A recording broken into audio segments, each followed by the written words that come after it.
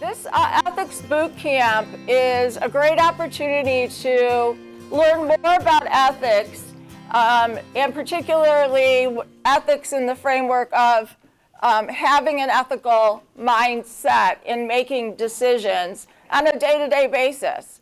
So at the end of this, next week sometime, you'll all receive a certificate of completion for this workshop, which will be a tangible item for you to use during your job search and an item to put on your resume with some tangible examples to talk about. So I hope you take away a lot of it. I think if you immerse yourself in this, you will get a lot of good experiences. Our goal is for you to be interactive at your table with your peers, and we have a number of wonderful facilitators here, and I thank them all for coming this morning and spending the day with us. We also have a number of wonderful speakers. A few of them, all of them are here, and they are at different tables as well, and I will introduce them later. But I want to start with an introduction to the man responsible, largely, for this event. That is Dr. Bob Giacalone. Many of you have probably know Dr. Giacalone. He is currently the Raymond and Eleanor Smiley Chair in Business Ethics at the Boler School of Business at John Carroll University. He also serves as director of the Ginn Institute for Corporate Social Responsibility. And he has edited and authored 10 books and over 160 articles on ethics and values and a number of other things. So Dr. Giacalone is going to introduce the ethical mindset, and I'm going to turn it over to him. After that, we'll have our keynote speaker. Thank you. There are lots of things you could do at 10 o'clock on a Sunday morning, including sleeping. So I totally appreciate you all being here. We are here for an important reason, and that is to talk about the ethical mindset that we hope to continue to inculcate in all of you this morning. The mindset that you hear about very often is extraordinarily theoretical. People talk about be a good person. What we're going to try and do today is give you some really specific techniques for how to actually do that. And we're going to try to bring in for you some people who actually have done something about this. And so what I'd like you to do today is listen in, try to engage, and try to be part of this in the most active way you can. So what's the ethical mindset? Well, it uses ideological principles and approaches. It's based on something. It's based on something that we believe in and something that we live by. The ideology is very different for each of us. For some people, it's religious principles. For some people, it's secular principles. For some people, it's philosophical principles. It recognizes the importance of being morally attentive. Part of the problem that we see in today's world, contrary to popular thought, is not that we have a lot of evil people. I think that that is grossly overstated. There are some nasty people out there. There are. As I've said so often, about 4% of the population are sociopaths, which means they have no empathy, they'll do anything, and they're just basically awful people. So there's about 140 people in here. Do the math. And we can't help those people, to be very honest. If that's who you are, sit here and smile, because I can't do anything for you. This is for everybody else. This is for the people who really want to do the right thing. And basically, we screw up. We're human beings. We make mistakes, and that's okay. We keep telling people to do the right thing, but we don't give them the techniques. We don't give them the story to understand. And today what we're going to try to do is give you those techniques and have you hear that story from people who've been through it and who understand it. The ethical mindset is based on theory, data, and reflectiveness. What do we mean by that? It's not about opinion. It's not about sitting there coming up with ideas off the top of your head. It's looking at the information and trying to figure out what it all means. It's looking at the data and trying to make some sense out of it. Doing the right thing is difficult. And I want to be upfront about that. It's not easy. This is not something that you just come up with. It's very reflective. You've got to take some time to do it. And it recognizes the importance of respecting all stakeholders. For business students, very often we look at what's the bottom line. The question in ethics is not just what's the bottom line, it's who are we affecting? Who are the people out there whose lives we are impacting and who rely on the products and services that we provide them on a day-to-day basis? It operates with unwavering commitment to ethical outcomes. You're not ethical sometimes, you're ethical all the time. You always have to be thinking about it. And it overcomes opposition and personal costs to create an ethical solution. If this is hard, it's not just hard because the decisions are difficult to make. It's because there are going to be people who are going to disagree with you. There are going to be people who think that doing the right thing isn't that important. And you've got to learn how to deal with those people. And you've got to learn to work with them. They're not, by the way, always the enemy. They're just people with different perspectives. And we need to learn to embrace those perspectives and understand them better. So why are we spending a half day to socialize you into an ethical mindset? You must be thinking that. Why are they hauling us in here at 10 o'clock on a Sunday morning? Well, here's why. On the left, investment advisor Bernie Madoff, $64.8 million Ponzi fraud scheme, sentenced to 150 years in prison. This man was extraordinarily respected. On the right, Chairman and CEO of Fox News, Roger Ailes, got nailed for sexual harassment. Why are we doing this? We don't want you to turn into a criminal. That's why. Why are we doing this? We don't want perverts let out on the outside world abusing women. That's why. Ken Lay, nice gentleman. Securities fraud, destroyed Enron. Scott Thompson, former Yahoo CEO, claimed a degree he didn't even have. Fired. Why are we doing this? We don't want you to be like him, and we don't want you to stop making up stuff in order to get a job. That's why. Bernie Evers, another nice gentleman from WorldCom, basically destroyed the company with financial fraud. John Regas took a very big telecommunications company, Adelphia, that you now have not ever even heard of, and stole $100 million from them. Destroyed that company. Why are you here? We don't want you to be that criminal. We don't want you to be that criminal. Today is designed to continue the process that will prevent you from becoming like them. That's why we're here. One stupid mistake, one thought that isn't processed correctly can ruin other people's lives. And if you don't care about that, let me make it real clear.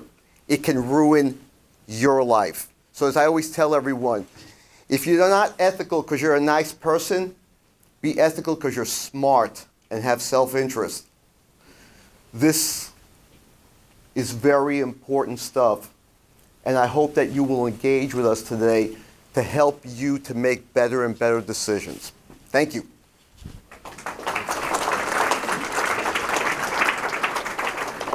So I am going to turn this over to Ms. McConnell. Oh, it works. All right. Good morning, everybody. You sure you can hear me? Yeah. Okay. Before I get into my presentation today about the 5 gestures of trust, how many of you have heard of Better Business Bureau? Wonderful. How many of you have used the Better Business Bureau? All right. That is what I usually see in younger audiences. So I want to take 2 minutes just to explain a little bit about Better Business Bureau. We are an organization that got started back in 1912 by businesses who wanted to tackle false advertising practices. Back in the early 1900s, you really didn't have the kind of laws on the books and agencies that were monitoring false advertising, and consumers were deceived continually by false advertising. You probably heard of the term snake oil salesman, which was somebody that wandered communities selling all kinds of elixirs that were supposed to be miracle cures. We still have those snake oil salespeople, only they're online now, selling all kinds of supplements and weight loss products and anti-aging creams and stem cell therapies and all kinds of horrible things and deceptive things. So we still do a lot of advertising monitoring, but we also have a couple other services I just want you to be aware of. You can go to bbb.org and you can look up a business that you are considering using. I would highly encourage you to do this anytime you are about to have a car serviced, hunt for an apartment, buy something online, because scammers abound. I've been at the organization for 38 years and I have never seen it as bad as I have seen it in the last few years. Thanks to social media, the internet, all the different portals that scammers can reach you. Your phone, your email, they are just ready to pounce. They're very clever. They have a lot of great technology. These are organized gangs of criminals typically housed in foreign countries. So they make themselves look very professional online. Before you do business with anybody, go to bbb.org and look up that company. We rate companies on a scale of A+ to F. You'll be able to see if they've had government action taken against them, if we're telling you it's just an outright scam. If they've had complaints, you can read those complaints as well as the company's response to those complaints if they bother to respond. You can submit and read customer reviews. It's free. It takes you seconds. You can do it on your phone, on your laptop, whatever. Please do it. You will save yourself a lot of money, grief, hassle, and just stress by taking that one simple step. If you do have a complaint about something you purchased, you can go to our website again at bbb.org and file a complaint right online.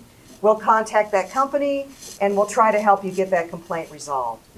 The Better Business Bureau that's located in Cleveland services an area of 5 counties. And last year alone, we had over $24 million in disputes that we were able to help people with. So keep that in mind. You will get ripped off at some point, I guarantee you. If you do, please report it. Report it to somebody, the BBB, the Attorney General, somebody. Our information is really there to help others to be protected from being ripped off. We also have a website called Scam Tracker, where you can look at a geographic map, you can drill down into your city, you can see what kind of scams are being reported, you can report something of your own that tried to solicit you. So I hope when you leave today that you will think of us and use us, so the next time I talk to you and I say, who's used the Better Business Bureau, I'll see a lot more hands. So we're going to talk about some research that Better Business Bureau did. Our main mission at the Better Business Bureau is to foster an ethical marketplace. We are all about ethics. We try to help businesses learn how to be an ethical, better business. And one of the things that we did was we did a research project where we wanted to find out how consumers and businesses define being a better business. So these are some of the things. I'm not going to deep dive into the methodology because I want to get to the good stuff, which is really just the findings of this research. What are the 5 gestures of trust? Some real life applications as you go into running a business and knowing what it's like to deal with the day-to-day situations and even just decisions in your own life. So we wanted to explore what a contemporary better business means for consumers and how businesses also perceive this in their own relationships. And it's really going to boil down to trust. So we wanted to talk to people, consumers, and businesses. So we did this research in several phases. We spoke with consumers in their homes. We talked to them about their business experiences. We listened for how they told us that experience was positive or negative. What did they like about doing business with that company? What didn't they like? And then we grounded our research into surveying over 2,000 consumers in the US and Canada, and also around 1,500 businesses. We conducted online focus groups. We spent time visiting businesses. We had forums and seminars around the country speaking on this topic. And this is ongoing research that we will continue to build upon. Just quickly, this just gives you an idea of the demographics of the consumers that responded to our survey, that we spoke to all different ages, educational background, ethnic backgrounds, and then the same thing with the businesses. We talked to a lot of businesses in the service industry, we talked to automotive, we talked to mostly the CEOs, and mostly companies that were 0 to 10 employees. And this is basically the bottom line of what we discovered, is that trust really matters. We're an organization that really tries to foster trust in the marketplace as well as ethics in the marketplace. So we asked businesses how important they believed trust of their customers was to their success. As you can see, it was almost 10 out of 10. And then we asked consumers how important it is that they trust a company that they're doing business with. Trust does matter. One of the things that we find out is only about 25% of consumers reported being completely likely to trust companies with which they do business. Probably a large part of that is because of some of the individuals that you just heard about, Bernie Madoff and others, who made a lot of news headlines because of their very deceptive business practices. And then the local media loves to do stories about contractors that took money and did nothing or did very shoddy work, or online companies that take your money and give you nothing, or they give you something but it looks nothing like what you saw online. These stories make the news, and I think because of the internet and the wide range of places that people can pick up this news, we've become less trusting in businesses, which is a concern. People actually have said, businesses feel that there is less trust than there was 5 years ago. Consumers think it's probably about the same because they probably didn't have a lot of trust to start with. So we asked consumers on an open-ended basis, tell us what makes you trust companies. And these are the things that they repeated to us: honesty, integrity, ethics, right up there, and transparency. A good reputation built over time. Having a history of doing what's right. You know, we say ethics is a lot of doing what's right when nobody's looking. And doing what is right and having a history of that. And customer service. You know, we handle thousands of complaints at the Better Business Bureau every year, and hundreds of thousands nationwide in Canada. And customer service really causes a lot of complaints. And communication. A failure to communicate. Being dishonest in your communications. Very simple. A lot of complaints that we get at the Better Business Bureau about companies we would never get if that company was just truthful, if they followed through on their promises, if they told their customers, hey, we ran into a snag, there's going to be a delay. People understand these things. So good customer service. Then we asked a series of questions for both consumers and businesses. First, we asked businesses, what kinds of behaviors do you convey that you feel makes you perceived as a trustworthy, ethical company? And some of the things they told us was that they're quick to make things right when they make a mistake. Everybody makes mistakes. Businesses make mistakes. You have a business, you'll make mistakes. Customers want you to be honest about that. Pick up the phone, call, text, let them know that you made a mistake, but you're going to make it right. Focus on treating your employees well. Why do you think that businesses feel that treating their employees well is a key to their financial success and being a trustworthy business? Anybody have any idea? What difference does it make how you treat your employees? Do you think that's going to affect how your employees treat your customers? Any thoughts on that? Have you gone into a restaurant or someplace and the person who waited on you was a sour, bitter, angry, impatient person? Do you think you'll go back to that restaurant again? That employee may be acting like that because they just are not happy where they work, because they just aren't happy with how they're treated. They don't feel that they're of value to their employer, and it carries through in how they're going to conduct business. So it is important, these businesses believe, to treat their employees very well, and that is directly connected to how successful they will be. Point out that they made a mistake, even if the customer wouldn't notice. Again, people appreciate the fact that you are forthcoming. And if you point out that you've made a mistake, and maybe the customer never would have noticed, that lends itself to that person trusting you. You've made yourself vulnerable. You've been honest. Make an extra effort to look for ways to save your customers money. Maybe there's a product that you can get at a better price, and you relay this to them. We were looking to do this in your home, but we found out that we could buy this and get it done for you less expensively. And focus on providing value to customers more than just profit.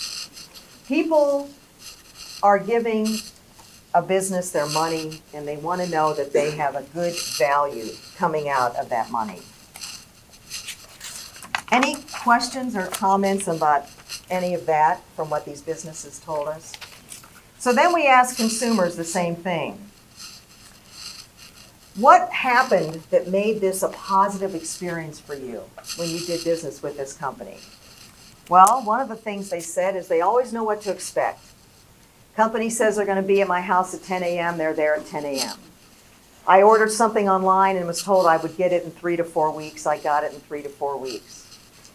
And the product that I ordered looked exactly like how it was displayed in the advertisement. They know what to expect. They also had a positive experience because the business always gets the job done right. That's a big one, probably pretty common sense. They can trust that the business will tell them the truth. And this is a recurring theme, being honest, being transparent, being truthful. The business makes it easy for customers to get their money back if they're not happy. This is another big cause of complaints at the Better Business Bureau. When you buy something and you're not happy and you can't get your money back, you can't return the item. A lot of companies have very difficult return and refund policies. Around the holidays, if you're buying things, we always tell people, make sure you know what the return policy is or the refund policy is. If this thing that you bought doesn't work, you never got it, how do you get your money back? People don't want to be put through hoops to get their money back. So that was an important thing for these consumers to feel that they'd had a positive experience. And another thing that consumers told us was the business seems to focus on treating their employees well. And I think that's interesting that businesses and the consumers both know the value and importance of treating employees well. When you work for someone, you want to be treated well. And one day when you have employees, you want to treat them well. That carries through. And the employees seem to enjoy working for the company. I know at the Better Business Bureau, we have service providers, we have vendors that we work with. And I really love working with a company when their employee comes, they're smiling, they're pleasant, they introduce themselves, they're just so happy to be doing the work they do. So all these behaviors that people told us about, the businesses, what they thought was important to do, the consumers, what they thought was important to do, we basically termed these the 5 gestures of trust. These are the things that companies do that they practice daily in order to be a trusted company. They're honest, they're transparent, proactive, humble, which seems like an odd one, humble, and they're also equitable. But overall, the key value that resonated with consumers was respect. And you just heard a comment a little while ago in the introductory comments about the value of respect overall on both sides. Respect is big with people. In fact, respecting one another seems to be the central component for building and repairing trust in business relationships. And these 5 gestures of trust are not things that are done one at a time or separately. They're really all wrapped up in each other. They play off each other, and the more you combine these gestures of trust, the better chances you'll have to develop good, trusting relationships. So let's talk about being honest. That seems pretty cut and dry. It's probably one of the most fundamental of these gestures. And it's going to be hard to maintain good customer relationships and have a successful business if you do not practice being honest. If honesty is just not second nature to you about everything. Consumers want to know, is the company telling me everything they should be telling me? Is the information that they're giving me what I need? Are they telling me everything? Are they being upfront, honest, instead of trying to deceive? Customers aren't stupid. You as a customer are not stupid. And we talk to businesses at our office all the time who are developing customer complaints. We see complaints rolling in. And one of the things we'll do, we'll reach out to that company and we'll let them see these patterns that we're seeing in complaints. Not returning calls, not showing up, product delivery late, damaged product delivery, on and on. And we try to bring them into our office and help them do better by pointing out the problems that their own customers are telling us. And we know at the Better Business Bureau that if we get a complaint about a company, there are a lot more complaints out there we're not hearing about. Because many people will just chalk it up to experience, not try to get the complaint resolved. They'll tell a lot of people how unhappy they were, but they don't always report it and try to get the complaint resolved.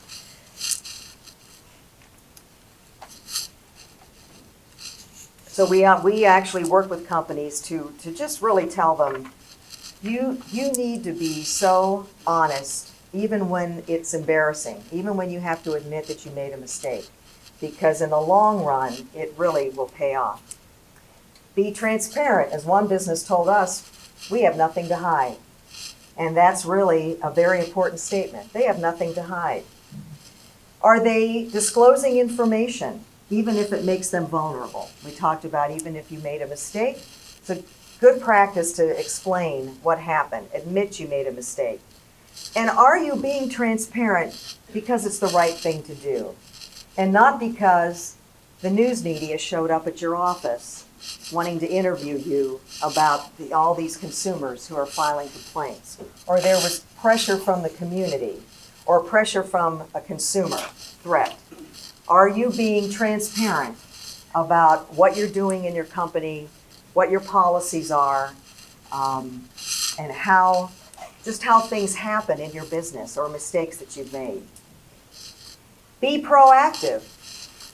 The more you do your own business, the more you realize what customers expect.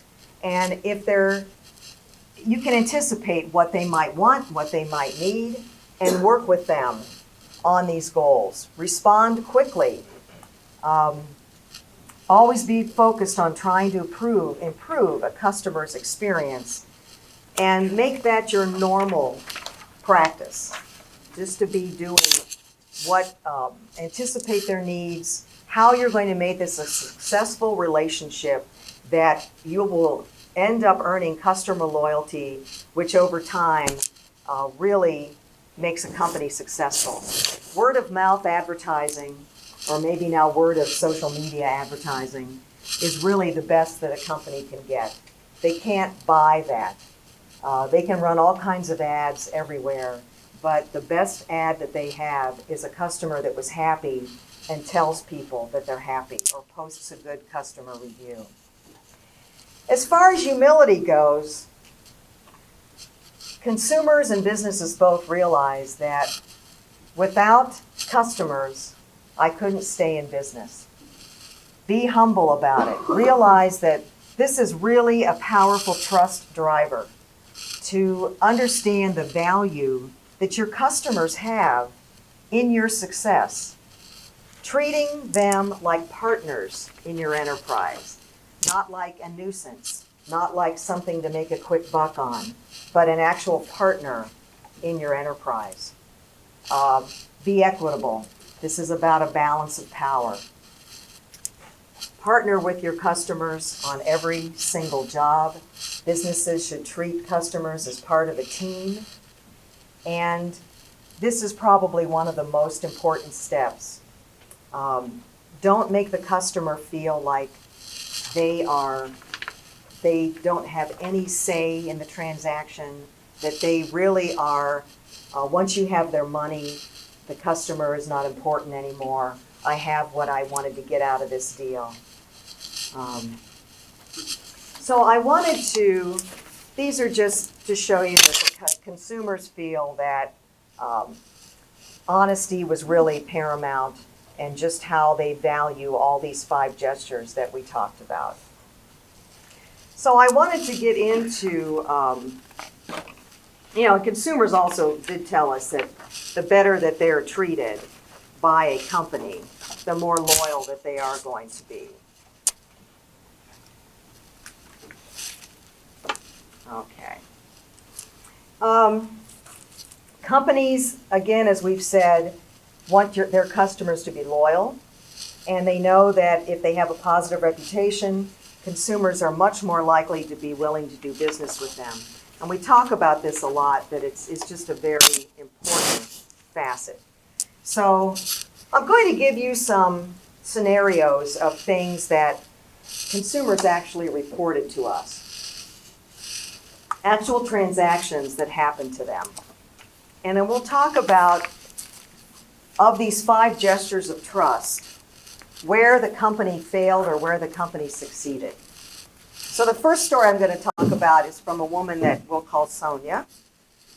And she bought a gift for her parents that was gourmet food and food-related items.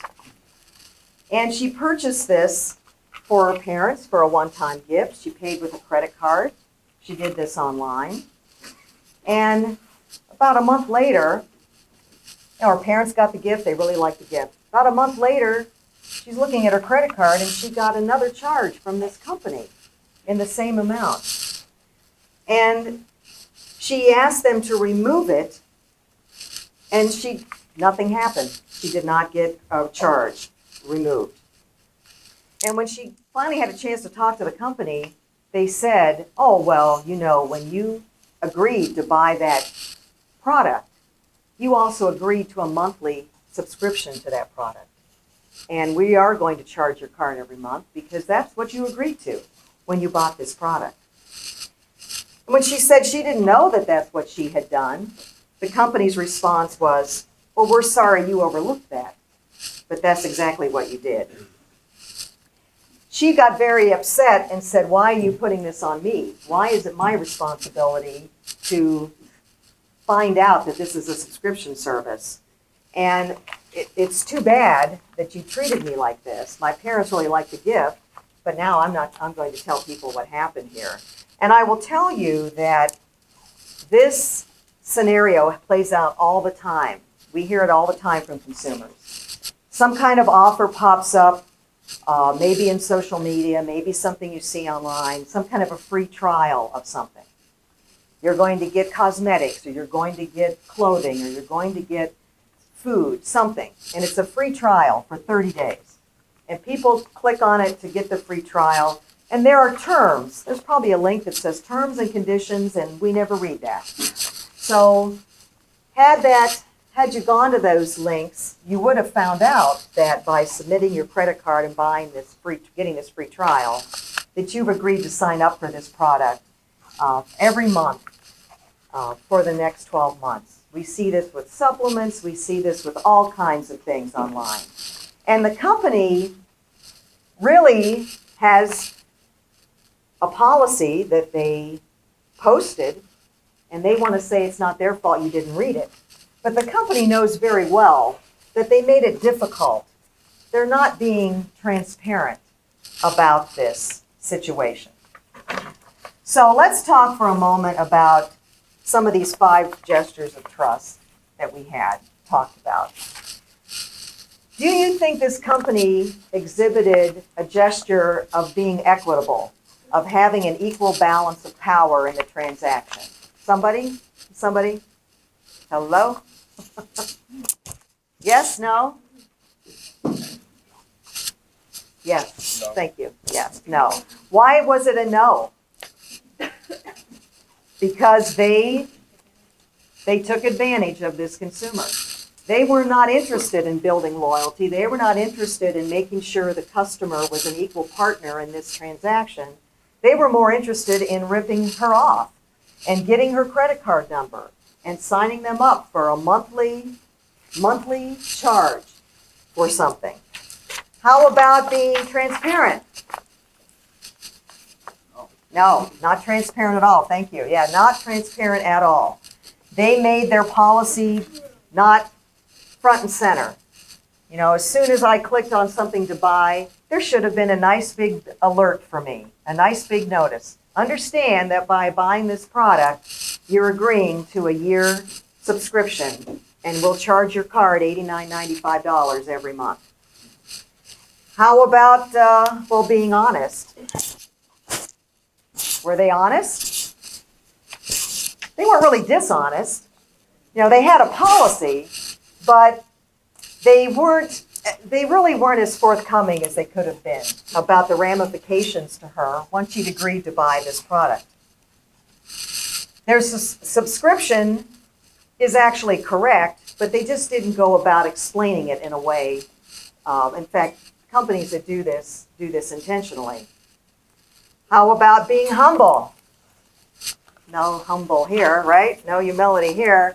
They really weren't interested in looking at this customer as a partner or as being a reason that they exist at all. And they also failed in being proactive in this situation. Because when she contacted them and asked to have the charge removed, they could have explained the situation at that point. They could have said, well, we're sorry that that wasn't obvious to you, but we don't want you to be unhappy, so we will take that charge off your card. I mean, I ordered something recently from a company online. It's a piece of furniture, it's a table that you put wine bottles on and when it came to the house, it came in, 57 pieces, and you took it out of the box, and you had all these pieces there. And when the box was delivered, the corner of the box was damaged. So when we opened the box, one of the front pieces on this piece of furniture had a big nick out of it. It was not in the back where nobody would see it. It had to be the piece that goes right in the front and center. So my husband gets on the phone and he's calling this company to say, hey, we got a damaged piece. Can we get this piece replaced? And then I'm looking at the pieces and I'm saying, this doesn't look like what we ordered. This is a really dark brown. And we ordered a very light color brown to go with the rest of the furniture in that room. And the person on the phone for the company said, was first talking about, well, we'll ship you that piece so you won't have that damaged piece. And then when I said, well, really, I don't even like the color of this. It doesn't look at all like we saw it online. The person on the phone just started to say, well, you don't like it at all? Really, that is the color. I'm sorry, we don't have it in a lighter shade of brown. But if you don't want it, we're not going to charge you for it. Well, thank you, but I can't possibly put all these pieces back in this box and make it able to be shipped back to you. And he said, we don't want it back. You can keep it, you can give it to somebody, we'll take the charge off your card, and we don't want it back. And do you know how much more we're going to buy from that company? I was totally surprised. I never expected that. I never expected them to let us have it for free. And And it was just such a great experience. They weren't looking to make a buck on a one-time purchase. They were looking to build a lifelong loyal customer. And they did build one with me. Okay, so we talked about this particular situation. Equity, they blamed the consumer solely for what happened. They made the customer an adversary, not a partner. The description may have been technically correct, but it wasn't delivered in a way that made it obvious to their buyer. And when the person at the company, when they were told by the customer, by Sonia, why she was unhappy, they really didn't want to do anything about it. They just wanted to brush her off. Okay, now we're going to do another story. Sonia buys a lot of things. So now she went online. She found a company located in Europe. And by the way, when you go online and you're looking at a website, a lot of companies that sell clothing, shoes, brand name sneakers, things like this, they're based in China. They're based in some other country. And you're going to have a real hard time. I don't know how many stories we've seen of young women in high school that go online and they buy a prom dress from some company online. And the picture of the dress is beautiful. And the thing they get in the mail is horrendous. It doesn't look like, it's not even sewn well. It's awful. So when you go to a website and you see their, business.com URL, and you probably already know this, but in case you don't, you can go to a place called whois.com, and you can enter that URL, and you can see where that company is located. And you can see where that website was registered. And if it's a foreign country, it doesn't necessarily mean it'll be awful, but you'll probably have a really hard time returning the package, getting your money back, and you may just be dealing with a rip-off artist. A lot of scammers love us when we do holiday shopping. They throw all kinds of websites up to sell in-demand electronics and toys, things that people are going to want for the holidays. They'll put pictures up, they make it look like the real thing, and the cost is so much less than what you'd find it for at Best Buy or Amazon or any place else that people go on that site and they start buying. They start turning over their credit card numbers. And they sometimes get nothing. They sometimes get something that's a real piece of crap. So again, know who you're buying from if you're online. I can't stress that enough. There's so many deceptions online. But this story has a happy ending. So she went to an online store in Europe. She got these clothes, but they were a different color than what she ordered. So she contacted them to see if she could return them and to see if the color she really wanted was in stock. The company responded immediately, shipped her the correct order in 2 days' time. And first of all, she was surprised the company did this without asking her to return the item that she didn't want. And she said this company's won a customer because of the way they treated her in this transaction. So, thinking of our 5 gestures of trust, was this company proactive? Yes, they were proactive. They didn't wait for her to return the item. She wasn't happy. She wanted a different color. They immediately shipped her out the color that she wanted. They didn't wait for her to return. They had a level of trust. They treated her with respect, and they didn't wait for her to return this. They went ahead and sent it right out. Equitable, balance of power, definitely. They were being very equitable. Humble, I would say yes, because they realized how important this one purchase was. This could be a very big company, thousands of purchases all the time, but they were humble enough to realize this one product and this one customer is really very important to us, and we're going to make things right.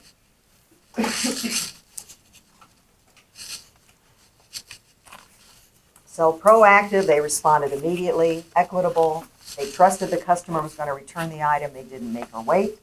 And they were very humble about the whole thing. Okay, so this is one about a hardware store. He goes into a local hardware store in his neighborhood. And he says it's crammed full of stuff. It's hard to find what you want. but they have good customer service. And when they didn't have the tool this customer needed, they immediately referred him to a competitor. And because even though they knew they might lose this customer, they realized this guy needed this tool right away.